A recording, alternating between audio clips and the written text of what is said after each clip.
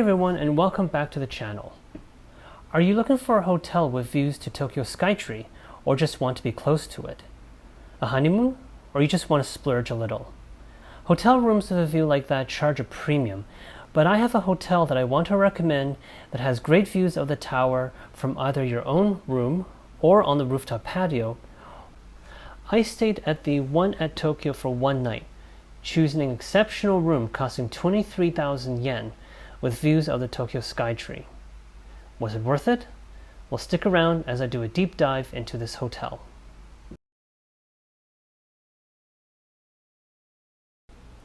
One at Tokyo is located a 5-minute walk from Oshiage Station, which is a major subway and train hub for the Asakusa and Hanzomon line of the Tokyo subway system, the Tokyo Skytree line, Oshiage line, and the Keisei Narita Sky Access line. The hotel is closest to Oshiage Station's exit A3, which was the most convenient for those who have lots of luggage, like myself.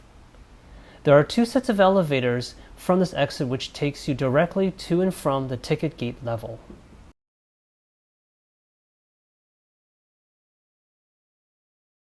The building was constructed in 2017 and designed by famous Japanese architect Kengo Kuma.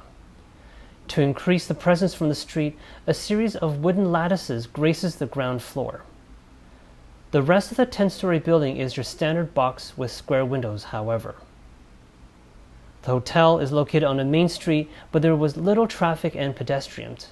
I really liked how quiet it was. Now, if you are familiar with Kengo's work, then you might recognize the wooden lattice. Here, I'll help you. This is one of the most famous buildings, Sunny Hills in Minami Aoyama, also located in Tokyo. The lobby is large, with lots of windows and seating, where part of the space is used for their at-lobby cafe.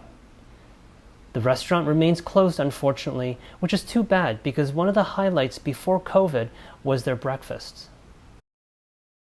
They do offer a diverse range of teas for hotel guests, which is a nice perk.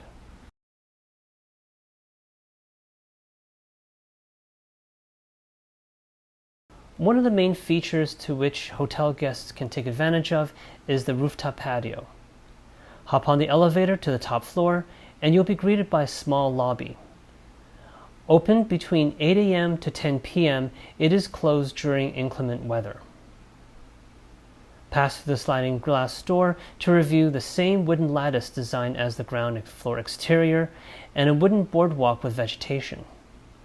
There are plenty of seats here and a bar counter to chat with other guests while admiring the amazing views of the Tokyo Skytree. The location is perfect because you are neither too close that you have to crane your neck to look up, but not too far that you don't feel close to the tower at all. This patio is perfect for rooms that don't have a view of the landmark. Now, even though my room itself does have a view of the Skytree, I actually spent quite a lot of time on the patio.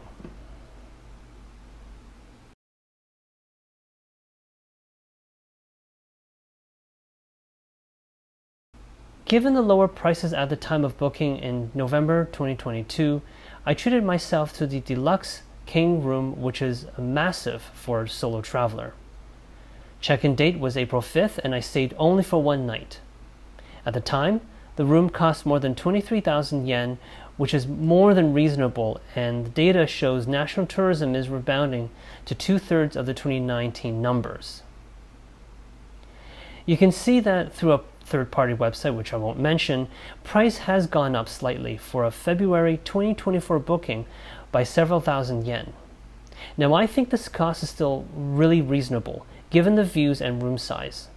So let's have a look at the room.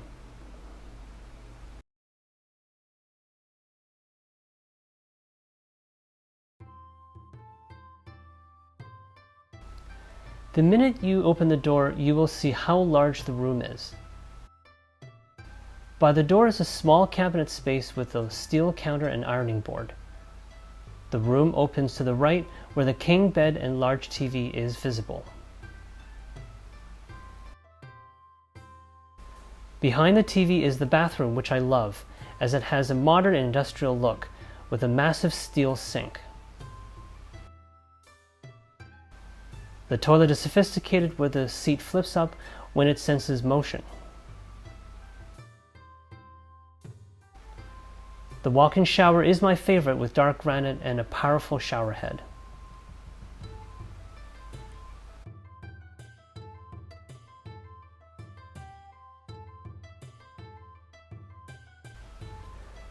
The rest of the room has an industrial look with varnished plywood on walls and cabinet doors. The desk is also made of plywood. Corrugated metal ceiling panels and exposed ducts are part of the design. The plywood cabinet includes coffee mugs and kettle, tea and coffee, mirror, and 2 small bottles of water by the desk. The view, of course, is the reason for booking this room. Although the Skytree isn't as pretty during the day, it is at night when the tower shines with its illumination displays. The video on the right was taken from my room while lying in bed. I spent a few hours just staring at it before dozing off. Now just remember, the illumination ends at 12 a.m.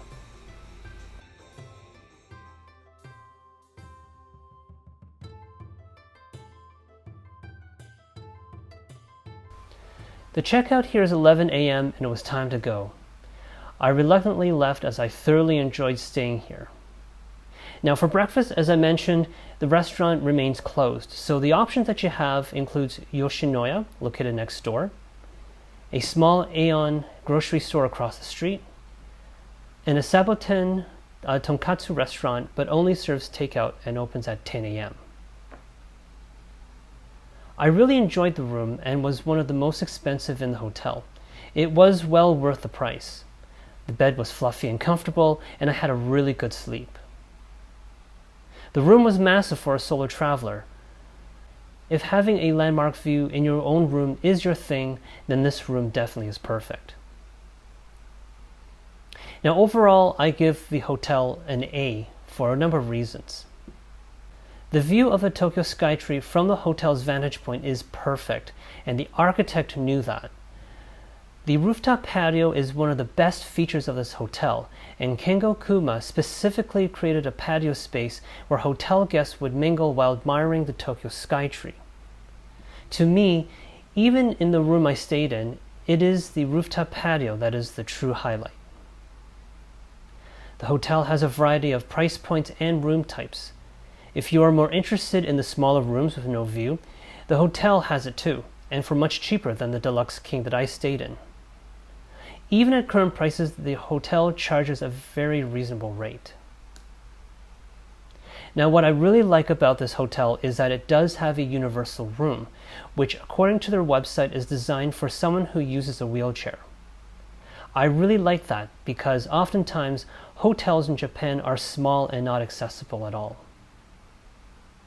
Finally, the surrounding area is very quiet, and there are a number of stores to buy snacks and breakfasts, and it is only a few minutes walk from the nearest station.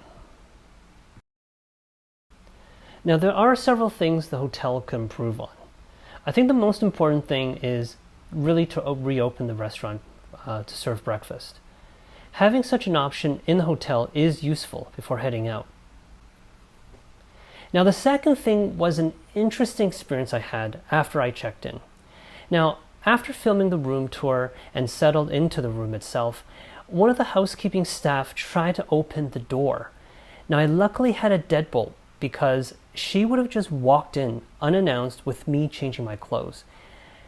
The housekeeping staff really has to sign off before front desk checks guests in, and this is really, really important. Now finally, this is just a suggestion. Use the patio space in the rooftop to its fullest potential. On clear, calm nights, they should really host DJ nights for the guests, since it really has a chill vibe to it. So, to answer the question, the answer is yes. The hotel stay worth 23,000 yen, it was totally worth it. And I would definitely do it again, for sure. Anyway, thanks for watching, and I'll see you again soon.